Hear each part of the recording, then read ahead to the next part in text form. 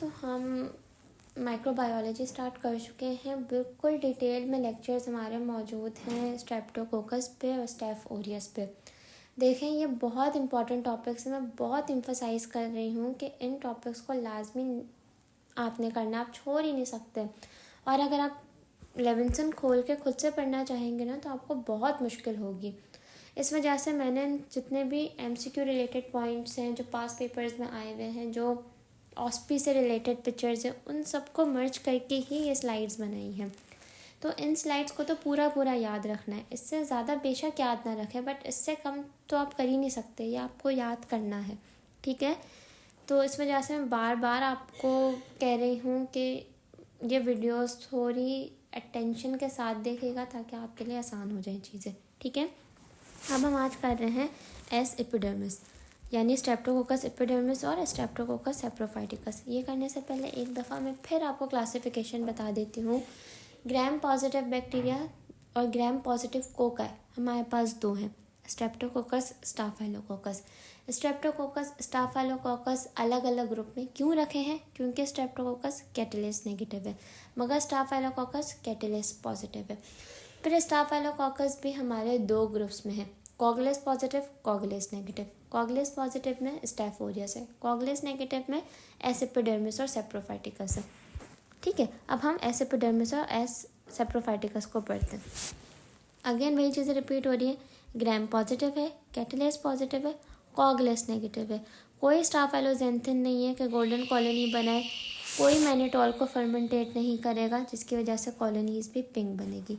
अब जो MCQ वाला पॉइंट है ना इसमें, वो ये है कि जो एस एपिडर्मिस है वो नोवोबायसिन सेंसिटिव होता है, ठीक है, और जो एस सेप्रोफाइटिकस है वो नोवोबायसिन रेजिस्टेंट है।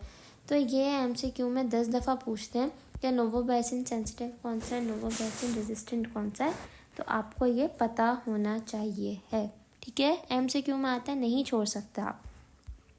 ट्रांसमिशन की बात करें तो हमारे पास जो भी स्टेफ ओरियस की बात करें, एपिडर्मिस या सेप्रोफाइटिकस की बात करें, तो इसका रिजर्वॉयर सिर्फ ह्यूमन होता है, तो उससे भी इंसानों में ही बीमारियां फैलाएगा और इंसानों से ही बीमारियां फैलेंगी। ये पॉइंट आपको याद रखना है। अब अगर मैं एस एपिडर्मिस की बात करूँ ना, तो ये हमारा बेसिकली स्किन से ट्रांसमिट होगा, IV कैथेटर से ट्रांसमिट होगा और ब्लड से ट्रांसमिट होगा। और जो सेप्रोफाइटिकस है ना, वो मेनली UTI कॉज कराता है। इसी वजह से ये यूरिनरी ट्रैक और जेनिटल ट्रैक से ही ट्रांसमिट होगा। अब अगर मैं डिजीज़ की बात करूँ ना, तो हमारे पास सेप्रोफाइटिकस और जो एपिडर्मिस है वो सिर्फ पायोजेनिक डिजीज़ कॉज कराता है। यहाँ पे आपका कोई टॉक्सिन नहीं रिलीज़ हो रहा होता, ठीक है। तो ये आपका ब्लड में चला जाएगा, बैक्टीरिया कराएगा, ब्लड से पहुँचते पहुँचते आपके हार्ट में चला जाएगा, हार्ट में आपको एंडोकार्डाइटिस कराएगा। मगर ये नॉर्मल हार्ट वेल्स को ख़राब नहीं करेगा। आपके कोई आर्टिफिशियल हार्ट वेल्स लगे हुए हैं, प्रोस्थेटिक हार्ट वेल्स हैं, तो वहाँ पे ये एंडोकार्डाइटिस कॉज कराएगा, ठीक है। साथ ही साथ अगर आपका ब्रेन में कोई CSF शंट वगैरह लगा हुआ है, तो ये वहाँ पे जाके इन्फेक्शन कॉज कराएगा। आपको IV कैथेटर्स लगे हुए हैं, तो ये उन कैथेटर्स पे इन्फेक्शन कॉज कराएगा।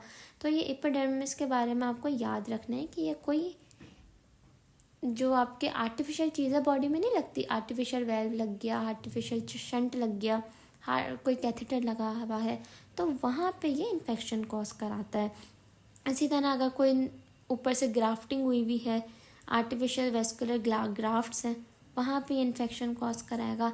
आपके जॉइंट्स में कोई इन्फ्लेमेशन थी, बीमारी थी और आपको आर्टिफिशियल जॉइंट लगा हुआ है, तो वहाँ पे इन्फेक्शन कॉज कराएगा। तो एस एपिडर्मिस के बारे में याद रखना है कि जितनी भी प्रोस्थेटिक आर्टिफिशियल चीज़ें होंगी वहाँ पे इन्फेक्शन कॉज कराएगा। और सेप्रोफाइटिकस के बारे में यही चीज़ याद रखनी है कि ये UTI कॉज कराता है। सबसे ज़्यादा दुनिया में UTI इकोलाई कराता है, सेकंड पे आपका सेप्रोफाइटिकस आता है।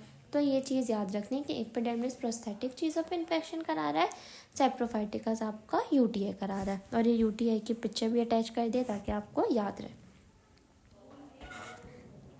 तो यहाँ पे हमारा एपिडर्मिस सेप्रोफाइटिकस दोनों ही कंप्लीट होता है। आई होप आपको चीज़ें क्लियर हो, और अगर आपको कुछ क्लियर नहीं है तो आप मुझसे पूछ सकते हैं, बट पेपर में कुछ गलत ना कीजिएगा, ठीक है। ये चीज़ें बहुत इंपॉर्टेंट है। स्ट्रेप्टोकोकस स्टाफाइलोकोकस तो बहुत ज़्यादा आता है,